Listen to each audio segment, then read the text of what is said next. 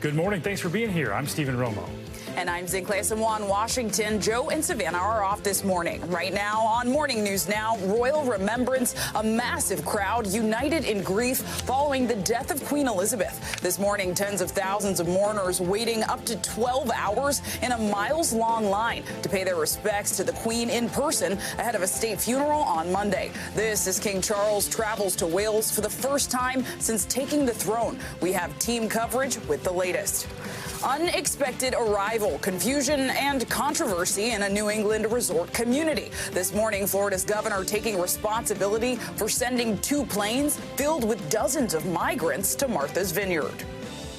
Every community in America should be sharing in the burdens. It shouldn't all fall on a handful of red states. We have the governor of one of the largest states in the country hatching a secretive plot to use humans, to use women, children, families as a political pawn. More on the situation that's reigniting a decades-old debate about immigration in America. Special master, new developments in the FBI search of Donald Trump's Mar-a-Lago home as a so-called special master is appointed to review the documents that were seized. We'll tell you about the judge assigned with this task and when the job can be expected to be completed. Finally, the importance of identity. During this Hispanic Heritage Month, we explore the complexities of being Latino in America, why so many say they struggled with their identity before growing to embrace it, and how conversation has become a critical part of feeling accepted. We love that. Always good to have a new Heritage Month, Steve. Yeah, I absolutely love it. It starts in the middle of the month, but it continues for a full 30 days. A lot to come on that, Sinclair. Absolutely, absolutely. But we begin with the latest from London, where this morning the miles-long line to pay respects to Queen Elizabeth has been halted after reaching capacity. Yeah, so many people out there. Here's a live look at a map that tracks that line. The British government is now temporarily asking mourners to stay at home. Right before that halt was ordered, the line was nearly 5 miles long with a wait time of at least 14 hours. Officials say there are at least 40,000 people in line at any given time, with bigger crowds expected today and through the weekend. Meanwhile, a look at Cardiff in Wales, where King Charles is attending a memorial service for the Queen. It's part of his tour of the UK, and later today he'll return to London for a vigil by his late mother's coffin. Event with royal commentator Hillary Ford, correspondent Kelly Kobayea outside of Buckingham Palace. And Kelly, the halting of that line, not what people waiting wanted to hear as they made plans to see the Queen's coffin today. What do we know about that halt and when things could start moving again? Well, Stephen, as you said, they have a lot of people, tens of thousands of people to get through that line before they can allow people to join again. Clearly, they're not going to clear all of those people, but they do want to see that line shorten a bit. It's now nearly 5 miles long, as you said, and they really just want to get some more people through so that they can allow people to join and not extend the waiting times. Imagine if they actually allow people to join and create a line that is 10 miles long. That's an awful lot of waiting, long hours of waiting, which include all sorts of other potential problems of people not feeling well. You have to make sure that it's properly staffed. You have paramedics and so forth. So the thinking is clear some of those crowds, then allow people to join. But I mean, there are reports, unconfirmed, that there's a second line forming, a line to join the line. So you can see how much people just really do want to become part of this. It's part of witnessing history and also paying respects to the monarch, the late monarch, Queen Elizabeth. Stephen, Sinclair. Anytime you have so many people packed in there, the logistics just become such a problem. And then you have additional people, another line. Wow, that is something. And Kelly, beyond that line, though, what can we expect today and into the weekend? So as you mentioned, King Charles is in Wales today. This is a trip that will follow a similar pattern to what we saw in both Scotland and Northern Ireland earlier this week. He will be meeting with the First Minister of Wales, and that service is ongoing as we speak. He'll then be back here at Buckingham Palace before joining his siblings at Westminster Hall to hold vigil, just like they did at St. Giles Cathedral in Edinburgh. On Saturday, there will will be more people standing in line. And again, now we're getting into the weekend timing, so it's possible that we'll see even more people in that area trying to join the line, trying to get through to pay their last respects. On Saturday, the Queen's 8 grandchildren will hold vigil, like her children tonight. And interestingly, we heard today from Buckingham Palace that Prince Harry, who is no longer a working royal, will be allowed to wear his military uniform if he so chooses while holding vigil at the Queen's coffin. That's because Prince Andrew has been granted an exception as well to wear his ceremonial uniform when they hold vigil tonight. Stephen. And the Queen's state funeral Monday at Westminster Abbey will be the first such service there in more than 250 years. What can we expect from that, and how involved was the Queen actually in planning this whole process? Well, we understand that the Queen was involved at every step, that she was constantly updated and consulted on what she wanted to happen and how she wanted this to play out. So we know that King Charles, Prince William and Prince Harry will all escort the Queen's coffin from Westminster Hall to Westminster Abbey. That's a fairly short procession.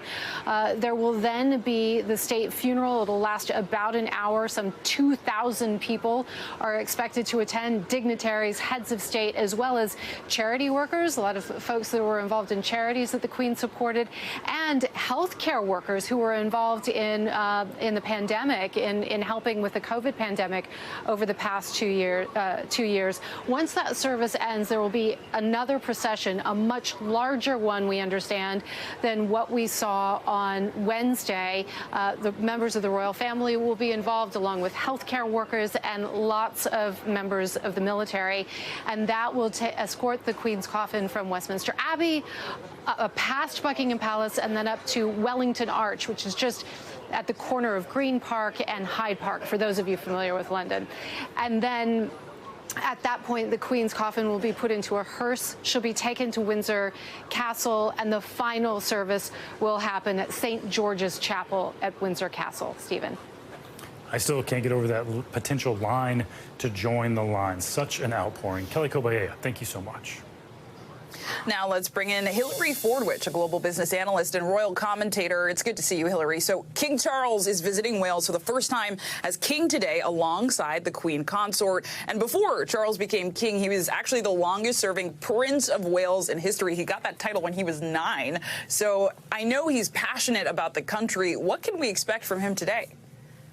Sinclair, yes, you're absolutely right. Thank you for having me, although ghastly circumstances. Well, he, of course, was there. The investiture took place in 1969, and he learned Welsh for that. So he does speak Welsh, and the people of Wales, I believe, although there is actually a movement for independence, I think you're going to see an outpouring, just like you did at St. Giles Cathedral and just like you did in Edinburgh. That's what you'll be seeing today. And I would love to say that you're actually, with everything happening in London, somebody described it as the tapestry of humanity. It's a joy to see, and I'm hearing from people there, everybody of every religion you can imagine, every race you can imagine, all sorts of ages, young people taking their elderly parents and grandparents. I think you're going to see that same in Wales. That's a beautiful picture. Tapestry of humanity. And I mean, we've seen that tapestry in the huge lines waiting to see the Queen. London's mayor has talked about needing to deny people because of the overwhelming crowds. How is this affecting everyday life? Well, you're actually right, Sinclair, because Sadiq Khan, the mayor of London, has almost got to the point where they're going to declare London shut. Who would have ever thought that? They're going to have 500 dignitaries and heads of state. So that's like a state visit from hundreds of people, and bigger than the Olympics or anything that's ever been seen in history. You asked me about everyday life. Something that's wonderful I'd love to share with our audience is that the local businesses are giving for free food to people in those lines. And people in the lines have been leaving to go get food for other people. And then where they had to buy things, not charging everybody else. People are making friends. And I've heard that people that can't speak the language from other people are making signs like this, do you want something to drink, because they can't speak that foreign language. People love to say it's the Brits lining up, which would be Welsh and Scottish and Irish. It's not, Sinclair, just the Brits. It's people from the Commonwealth across the world, including many from America. So good. Hillary Fordwich, thank you. Now to the immigration battle, now playing out in an unlikely location Martha's Vineyard, the small resort island off the coast of Massachusetts, has become the center of the national political debate over immigration after nearly 50 migrants were flown there by Florida Governor Ron DeSantis. NBC News Homeland Security correspondent Julia Ainsley joins us now for more on this. Julia, good morning to you. What is behind this move by Florida's governor to send these people to Martha's Vineyard and other cities across the north? Well, it's the same thing that we've seen motivating governors of Texas and Arizona. Those are Republican governors who are hoping to make a point to the Biden administration. They say that their states are being overrun by migrants, and they want to bring those migrants right to the foot of power and to Democratic-held places like Washington, D.C., Chicago, New York, and now Martha's Vineyard. This one probably got more attention than we've seen from past places because it is so unusual to send migrants to a place like Martha's Vineyard that is an island and has so few resources available for migrants. I actually have some new reporting that says it's not dissimilar from a plan that's been floated at the White House to try to alleviate some overcrowding at the border. They are at record highs over the past year. But in order to do that, the White House, or rather the Department of Homeland Security, would suggest doing it in a more organized fashion, where you pay for buses and flights to cities inside the U.S. where there's federal support to meet them when they get there, process them, place them with local charities who can care for them before they could be placed with a family member while they await immigration court dates. That's the kind of thing DHS is floating. So far, the White House has been resistant, in large part because they want to avoid this issue, but Republicans like DeSantis in Florida really want to make immigration a front and center issue going into the November midterms, and this is part of that strategy. And you mentioned Martha's Vineyard, an island community. So how have they been able to handle this influx of migrants there? Well, actually, there's been an outpouring of support from people in the community. In fact, we've heard from some of them. Let's take a listen. I can't even express to you how many people have offered help and translating and food and clothing and water, and it is overwhelming. And the people, our guests that are here, they are so kind, and they're like, they give you a hug, and it just feels so good because you know that they appreciate like everything that we're giving them. Sorry. People there are really trying to come out and show how much they want to give to this community. It's a very Democrat, liberal place. It's a place where a lot of people would probably consider themselves progressive on the issue of immigration. Sure, those migrants are thankful for that help in this confusing time. Julia Ainsley, thanks so much. And President Biden is set to meet with families of Brittany Griner and Paul Whelan at the White House for the first time today. Both Griner and Whelan are being held by Russia. Griner was arrested on drug charges, and Whelan is accused of espionage. The U.S. has already submitted a proposal to President Putin calling for a prisoner swap in exchange for the two. White House Press Secretary Karine Jean-Pierre had this to say about the proposal. The Russians should accept our offer. They should accept our offer today. We will keep working diligently until the day we get to share that good news. NBC News White House correspondent Monica Alba joins us now from the White House with the latest. Monica, good morning. So we know President Biden spoke with both of these families over the phone back in July, but what can we expect today when he meets with them in person? Yeah, it will be significant, of course, in Clay, that this meeting is taking place in person. They will be separate meetings. You're going to see the president talking to Brittany Griner's wife and agent. And then later in another meeting, the president is going to be talking in person with the sister of Paul Whelan. And this is really an effort by the White House and the Biden administration to show their commitment to these talks, to try to get them released. They maintain that both have been wrongfully detained, but that there has been little progress on the talks so far. So a couple of months ago, the United States did put forth a deal in which they said they would release a Russian arms dealer, Victor Bout, in exchange for the two Americans. But the Russians then said that they wanted an additional person perhaps released, someone who is also a convicted person, a murderer held in Germany. But of course, the United States said they don't have control over releasing that kind of a person. So that was moved away. And then the negotiations really went to more private discussions. And the Russians were critical that some of this was playing out in the media. So that's why we haven't heard that much. The United States says that this has really not moved with the speed they would like to see, but that doesn't mean that there isn't any hope left. And so the president will likely offer that message and relay that now to the families today. And Monica, I'm glad you pointed that out. It's important to note that the U.S. has already offered the Kremlin a prisoner swap. And of course, this is all happening as the war in Ukraine drags on. The U.S. has been aiding the country as it fights Russia. How is that complicating these negotiations? Can we expect any kind of deal while this war is ongoing? Well, this is certainly a diplomatic challenge. And so, of course, you see the timeline there. All of this has been going on while the war in Ukraine continues to rage. So these talks are happening in parallel. It is an open channel of communication. And notably, in the last week or so, we saw former Governor Bill Richardson, who sometimes helps with some of these detainee conversations and negotiations. He was there in Russia meeting, but he was there on his own accord. And apparently, according to the State Department, he didn't actually coordinate that trip with the United States. So the White House is also saying that that's not very helpful, that these other side talks could potentially derail what's going on in official channels. And again, even though this war is still going on in Ukraine and the U.S. has made their position very clear in support of it, they do hope that they can still continue to talk with Russian officials about this possible release. And it's interesting that these two are actually connected and their cases weren't. Paul Whelan has been held for more years. Brittany Griner has been sentenced to 9 years in prison as of February, but the two have become inextricably linked, and there has been some success in the past, and the White House is still holding out that it's possible these two Americans could come home at some point. Still holding out. Time will tell. Monica Alba, thank you. Time now for a check of your morning News Now weather. Michelle Grossman joins us now. Good morning, Michelle. Happy Friday.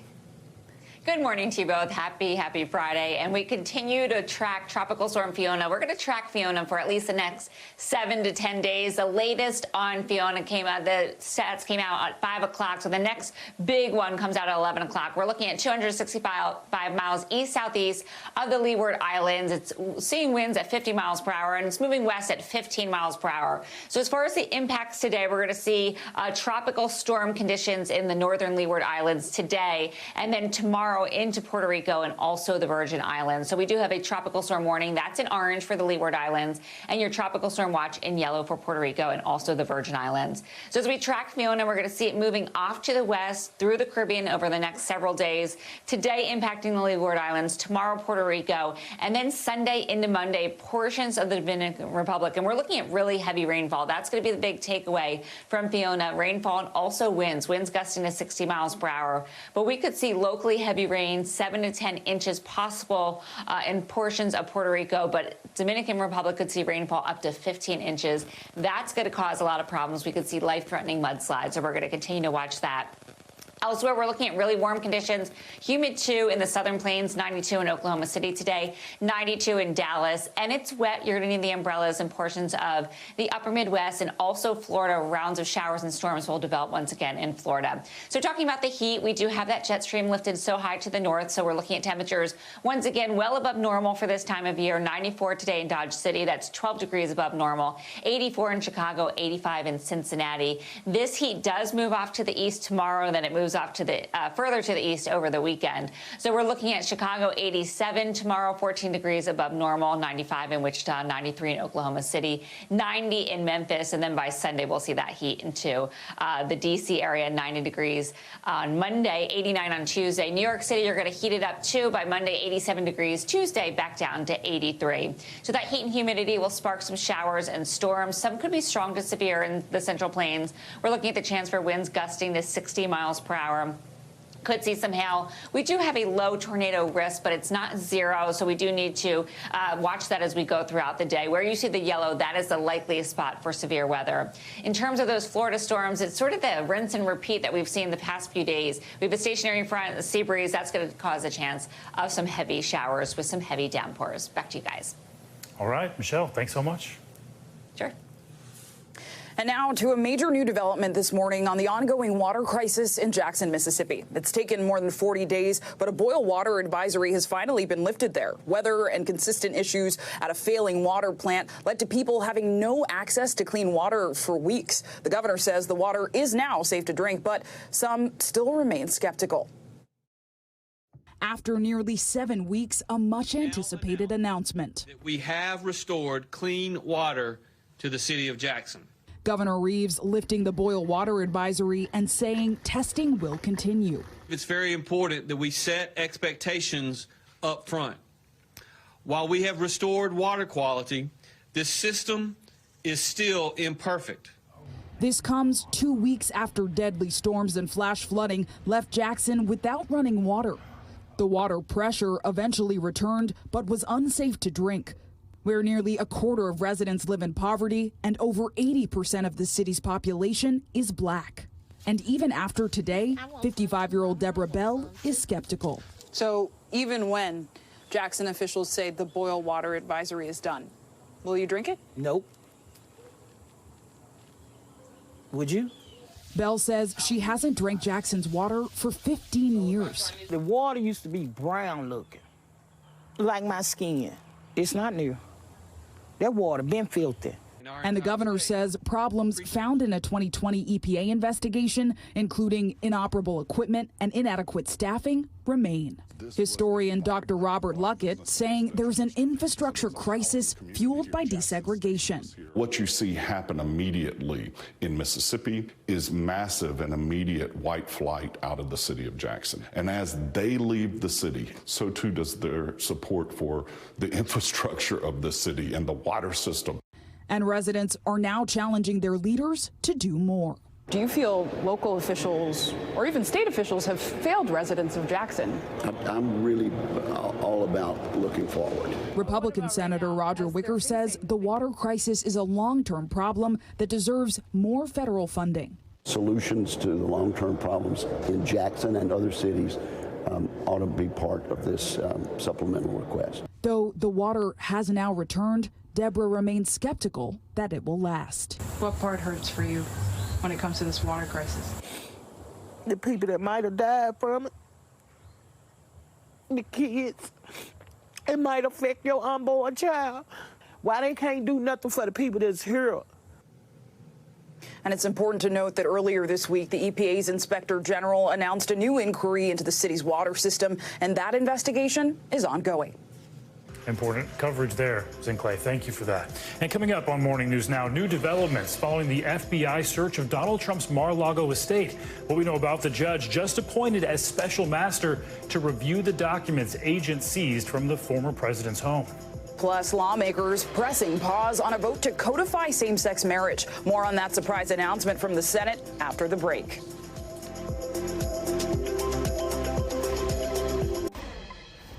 Welcome back to the latest now in the ongoing investigation into the classified documents found in former President Trump's Mar-a-Lago home. A federal judge has officially appointed a special master to review those documents that the FBI seized last month. Raymond Dearie, a senior U.S. district judge for the Eastern District of New York, has now been named as said special master, as a selection both the Trump team and the Department of Justice have agreed upon. For the latest on this, let's bring in NBC News Justice and Intelligence correspondent Ken Delanian and NBC News legal analyst Danny Savalos. Good morning to you both. And Ken, let's start with you. Talk to us about that decision to appoint Judge Dearie and how both sides managed to agree on this. Well, the most important thing about this decision, Stephen, is that the judge rejected the Justice Department's request that she temporarily halt part of her order as regards the classified documents. They said this was a matter of urgent national security. They needed to access these 100 classified documents. They were fine with the special master reviewing the rest of the 11,000 documents seized, but she was having no part of it. She disagreed. She said, you have not shown me that the country is suffering irreparable harm. You have no evidence that these documents fell into the wrong hands at Mar-a-Lago. Of course, the Justice Department saying that's exactly what we need to investigate, Judge. But in terms of the special master, they've agreed that this senior judge in New York is a suitable candidate, Raymond Dearie. He's 78 years old. He's a semi-retired judge. He's served on the Foreign Intelligence Surveillance Court, so he's used to dealing with classified information. And really importantly, Stephen, the judge instructed him to review the classified documents first. So that may not take very long, and the DOJ may get what it wants after all. Yeah, the timeline, an important aspect of all this. And Danny, let's bring you in here. What more can you tell us about Raymond Dearie, and what can we expect from him in the coming weeks? Not surprised that the Judge Cannon, ultimately selected Judge Dearie. I mean, sure, it was a Trump team suggestion, but at the same time, he's got plenty of experience on the FISA court, and I think one of the main reasons the government was willing to agree to him is he spent a lot of time as an assistant U.S. attorney and the U.S. attorney for the Eastern District. So they probably feel like he's going to be pretty even-handed in reviewing these documents. So once Dearie emerged as a suggestion, I thought it highly likely that the government would agree, and they did. And once that happened, it was almost a foregone conclusion that Dearie would be selected. And he, of the list, arguably has the most experience specially tailored to this, boy, what an understatement, unique situation. Unique indeed, and a difficult thing for them to agree on. And Ken, as you mentioned, that Florida federal judge has blocked the Justice Department from accessing those documents that were seized. Do we expect an appeal here? What are the next steps? I am expecting an appeal very soon. They will almost certainly appeal. They may appeal the whole order. They don't agree that a special master should be involved in this case at all, but they're also likely to ask the appeals court just exactly what they asked this judge, for a temporary stay that allows them to access these highly classified documents while this case is litigated. Because, again, they're saying this is a matter of national security. Every minute that goes by that they don't have access to these documents in their criminal investigation, bad things are happening. Generally, the courts defer to the executive branch when they make that argument. This judge in Florida did not. Now we'll have to see what the appeals court in Atlanta does. One of the many disagreements between both sides is the urgency behind all this. And Danny, the former president appeared yesterday on the Hugh Hewitt show and spoke about the documents in question. Let's hear what he said, and we'll ask you about it on the other side. I have the absolute right to declassify. Absolute. A president has that absolute right. I can't imagine being indicted. I've done nothing wrong. If it happened, I think you'd have problems in this country, the likes of which perhaps we've never seen before. I don't think the people of the United States would stand for it. What kind of problems, Mr. President? I think they'd have big problems. Big problems. Well, he's not outright saying it there, but it appears Trump is hinting at the potential for unrest. And, Danny, this wouldn't be the first time the former president or some in the GOP have hinted at that possibility here. South Carolina Senator Lindsey Graham recently said there would be, quote, riots in the street if Trump was prosecuted. How do you think these comments will affect the investigation like this? I can't imagine them affecting the investigation much because they're probably true. In that they are predicting that there would be civil unrest. They may be right. And look, Trump is a master of saying vague, hazy things that really you can't pin down. And that interview is just a classic exhibit of Trump vagary speech. And any prosecutor knows that anytime you try to prosecute speech, it's a challenge. You have the First Amendment. You have all kinds of different potential defenses. And so this is just another classic moment of Trump where he says something vague. One side can interpret it one way. The other side can interpret it as incitement to violence. One of many things yet to be seen. All right, Ken Delaney and Danny Ceballos, thank you both. Now to a surprising new announcement from Capitol Hill. Senate lawmakers say they will not be voting on a bill to codify same-sex marriage until after the midterm elections in November. The Respect for Marriage Act passed overwhelmingly in the House back in July and is meant to provide several protections for same-sex couples at both state and federal levels. It will also repeal the 1996 Defense of Marriage Act, which recognizes marriage solely between a man and a woman. NBC News Capitol Hill correspondent Ali Rafa joins us now for more. Ali, good morning. It's good to see you. So talk to us a bit about this decision. What's Democratic leadership saying about it this morning, and are they at all concerned that they just don't have the votes from the other side of the aisle?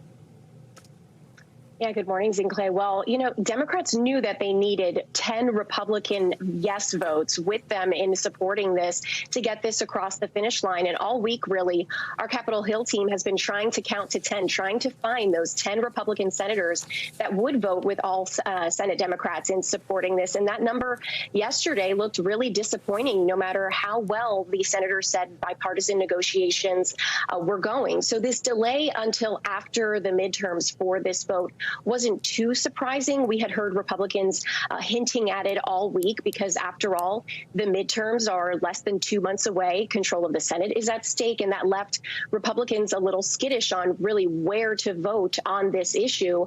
Some were even suggesting that Senate Majority Leader Chuck Schumer holding a vote before the midterm elections would be seen by them as this politically motivated stunt before the midterms. But this delay by Schumer is strategic. By putting putting this vote really on the back burner. He's allowing it to cook more. He's really securing it to have more GOP votes when until after the midterms, when they will eventually vote on this in Clay. And Allie, I want to put this in context, right? So remind us of the urgency surrounding this bill, especially on the heels of that Supreme Court Dobbs decision. What is the Senate hoping to do here exactly? Yeah, so after that Dobbs decision earlier this summer, we saw so many of these Supreme Court given rights called into question, the right to same-sex marriage, interracial marriage. And by doing this, by securing this vote, you've seen this real sense of urgency by Democrats on Capitol Hill and Democrats in general, also Democrats running for re-election, just to solidify this and codify it into a federal law to protect these rights. This is something that the majority of Americans, over 70% of them, are in favor of. And so there's definitely a sense of urgency on Capitol Hill to get these done. Senate Majority Leader Chuck Schumer has said that when this does happen, he wants to get it done right, and he wants it done right the first time. So by delaying that, that's obviously his sense that that is the best way to be able to accomplish this in Clay. Get it done right. Time will tell if they can do that. Ali Rafa, thank you. All right, to international headlines now. Ukrainian officials say a mass grave has been found near a town they recently recaptured from Russian forces. NBC News foreign correspondent Janice Mackey-Frayer joins us now with that and more. Good morning, Janice. Good morning. Ukrainian authorities say they have found a mass grave near a city that was recaptured from Russian forces. This news was confirmed by Ukraine's President Zelensky last night. Witnesses say they've seen hundreds of graves in a forest in the Kharkiv region, most of them only with numbers. Residents in the area say children are among the buried.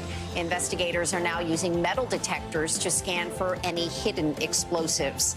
Mexican authorities have arrested a former general and 3 other members of the Army in connection with the disappearance of 43 students in southern Mexico in 2014. This is just the latest arrest in a very high-profile case. A month ago, the former attorney general was charged with leading a cover-up of a suspected massacre.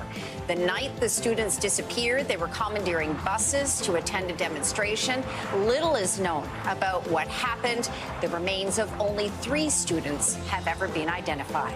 And finally, the new iPhone is such a hot-ticket item here in China that Apple's servers are crashing.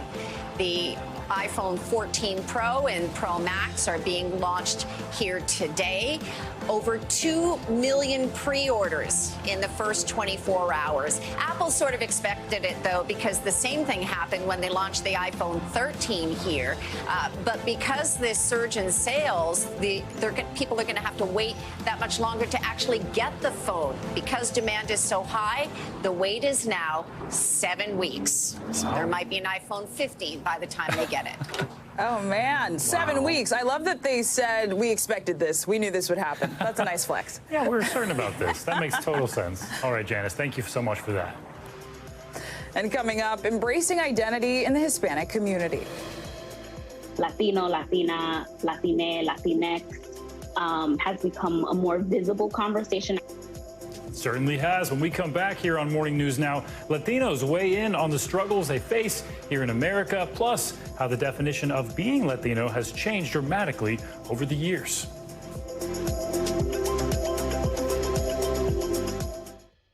Welcome back and happy Friday. It is Hispanic Heritage Month, and we're taking a closer look at what it means to be Latino in the United States. That's right. People who identify as Latino account for nearly half of the population growth in America, and many of them are redefining the term itself. NBC News Now anchor Morgan Radford has more on some dramatic changes. Here at La Dinastía in Manhattan's Upper West Side, owner Richard Lamb lives in 2 worlds. So, Richard, what do we have here? What dish is this? This is the chicharrón de pollo sin hueso with some pork fried rice. His father, a Chinese immigrant, started this restaurant in the 1980s after living in South America, where he met Richard's mother, a native Peruvian. What does it mean to be Latino? That means everything. It's mi vida, it's my life, it's my heritage. I mean, a lot of people still get surprised when they hear me speak Spanish, but there are so many interracial, everywhere, especially here in New York City, right? I'm Latina. I'm very proud to be. And it's not just here. Based on the latest U.S. Census, the Latino community has grown dramatically and is now more diverse than ever.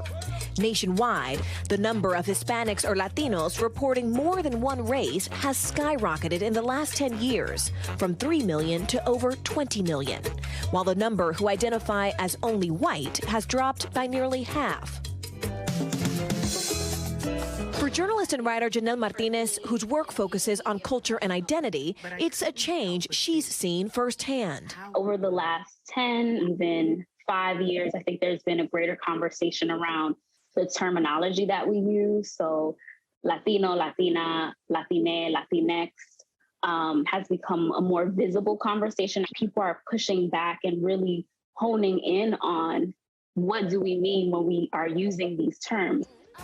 So what's changed? First, social media, where a wave of young creators is exploring their own identities and sharing their journey along the way. I just started posting. I'm like, yeah, I look Asian, but I'm Mexican. You have to deal with it. Secondly, language. The share of U.S.-born Hispanics who speak Spanish at home has declined by nearly 10 percentage points in the last 4 decades, with second and third generations less likely to encourage their children to speak the language. A trend that comedian John Gonzalez, who identifies as half white and half Hispanic, has seen in his own life. My family, they would speak Spanglish. So my dad always told me he's going to teach me Spanish when I was growing up. Obviously, he never did. And he would just tell me things and I would kind of catch up on it. So I think that it's starting to become more of a normal thing.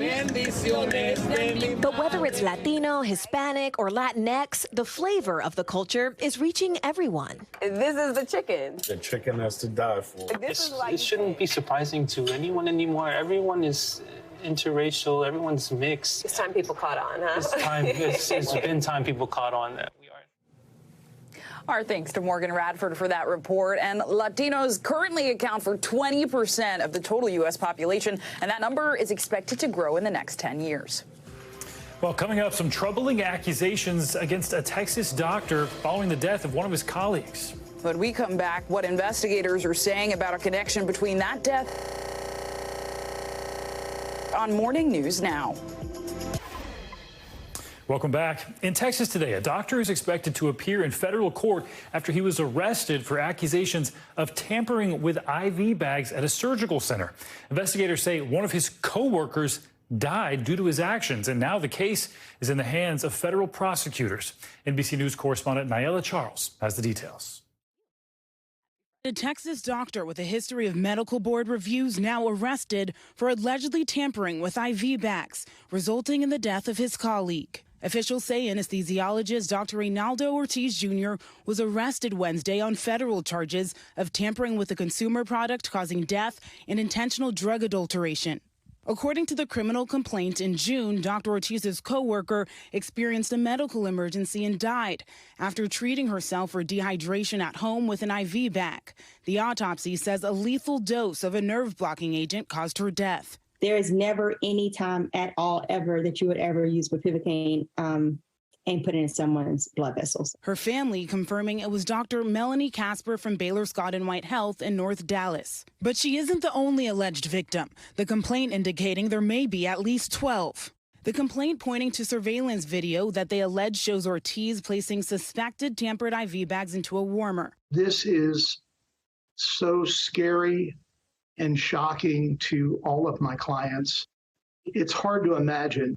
Attorney Bruce Steckler represents at least 2 alleged victims described in the complaint, one of them just 18 years old. I think anybody who sends someone for a routine surgery does not expect to be told, especially if it's your healthy 18-year-old son, that your child might have a 50-50 chance of survival. Baylor Scott and White Health telling NBC News its facility contacted law enforcement after discovering that an IV bag appeared to have been compromised, adding their facility is closed while they help investigators contact patients. There were a number of red flags that went unheeded in this particular situation. Dr. Ortiz has a disciplinary history with the Texas Medical Board. In November of 2020, one of Ortiz's patients suffered serious complications during anesthesia, according to the criminal complaint. As a result, the Texas Medical Board documentation shows they decided to monitor Ortiz and have him complete additional training. But he was still able to practice. And more medical board documents show that in 2016, Ortiz was found guilty of a misdemeanor for shooting his neighbor's dog. The medical board disciplined him with a fine, while the medical center suspended him for 2 weeks for failing to report it. Nayela Charles reporting there. We should note NBC News hasn't been able to reach Dr. Ortiz for comment on this case, and it's not yet clear whether or not he's obtained an attorney. We also spoke to the victim's attorney, who says investigators are still trying to track down possible patients who could be affected by his actions. Now to our financial headlines. Uber says a hacker gained access to some of the company's internal communication systems. CNBC's Silvana Henao joins us with more on this. Good morning, Silvana. Hey guys, good morning. Yeah, so Uber is responding to a cybersecurity breach after a hacker claims to have gained access to the company's computer networks. Now, this incident comes about a week after the start of the trial of Uber's former security chief, and now he responded to a data breach back in 2016. About 57 million records were exposed, including rider and driver's names, emails, and phone numbers.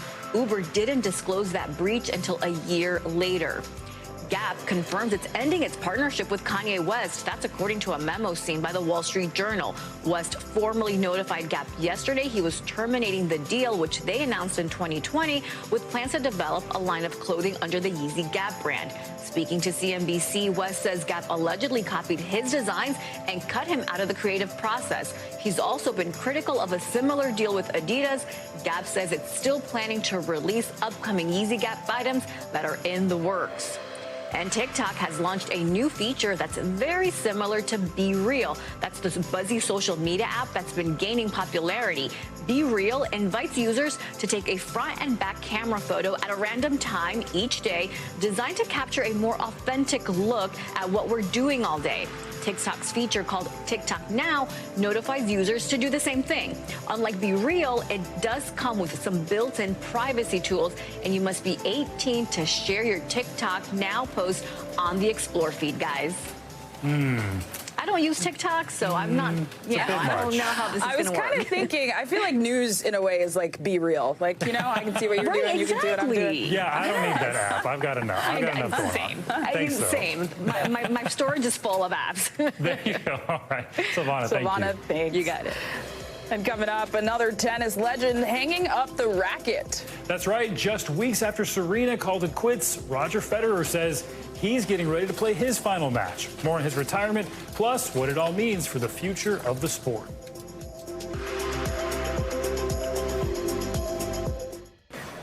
Welcome back. Maya Zamora, a 10-year-old Uvalde shooting survivor, got to meet Bad Bunny at his concert in Arlington, Texas, where he gifted her signed merch. But the pop star had already helped her get something even better. When Zamora spent 2 months in the hospital with severe injuries following the shooting, she found out the gunman lived just blocks away from her.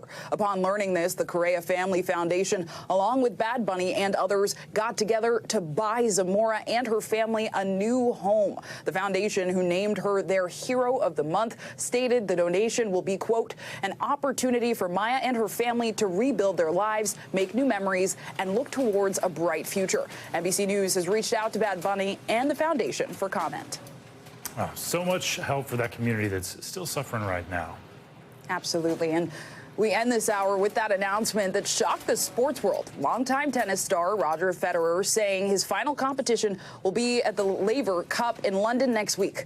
The news comes just 2 weeks after another legend of tennis, Serena Williams, competed in her last U.S. Open. Federer had this to say about his retirement. This is a bittersweet decision because I will miss everything the tour has given me. But at the same time, there is so much to celebrate. The last 24 years on tour have been an incredible adventure. While it sometimes feels like it went by in 24 hours, it has also been so deep and magical that it seems as if I've already lived a full lifetime. Let's bring in Dan Kaplan to reflect on Federer's incredible career. Dan is a senior business writer at The Athletic. Dan, good morning. So walk us through the legacy he is leaving behind here. What made him such a special player, both in his moments of victory and moments of defeat? He is an athlete, after all. So many of us remember him crying on the court at Wimbledon, winning and losing at Wimbledon. His last big match at Wimbledon was against Novak Djokovic in the 2019 final, and he had 2 match points on his racket, and he lost that, and he was crying, and he was just such a star. He was so elegant. The aesthetic of watching him, he was beautiful. He was like a dancer on the court. The fans loved him. He was an international, global superstar. Perhaps the most fascinating stat of all is in his 1,526 overall matches, he never retired from one of them once. Wow. And Dan, Federer was not always calm and collected as a player. No. We see that today many times. Remind us, though, of his early years and when he did see a shift in his style of play. Well, in his early years, he was somewhat of a hothead. He would smash rackets. He would scream. Behavior we see from several stars today, like Nick Kyrgios. He started to get it together in 2001 when he defeated Pete Sampras at Wimbledon in the 4th round, but he really got it together when his longtime coach died in a car accident in South Africa. And he became calm and elegant on the court. He didn't get frustrated, at least outwardly, and that changed his whole approach to the game. And yes, he had some playing style changes over the years. His backhand became more aggressive later in his career. There was the Federer charge later in his career where he would come in on the second serve and rush the net. So he was, even though he was winning slams, he was adaptable later in his career. Adaptable, an important trait of any athlete. And as we mentioned earlier, his last competition will be the Laver Cup. Federer is scheduled to play on Team Europe with Nadal and Djokovic and Andy Murray. These are some of the greatest players of our generation. So how have they all pushed each other towards greatness? And what do you expect to see from them?